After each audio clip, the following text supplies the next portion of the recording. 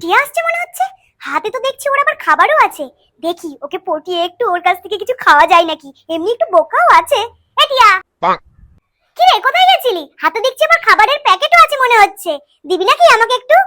না না, এর মধ্যে খাবার নেই, ডাল আছে। আমার কাছ থেকে খেয়ে খেয়ে ভালোই মজা পেয়ে গেছো তাই না? দেখি তো মোনা কোথায় গেল।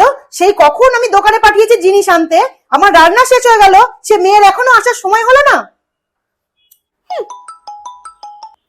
হ্যালো মা।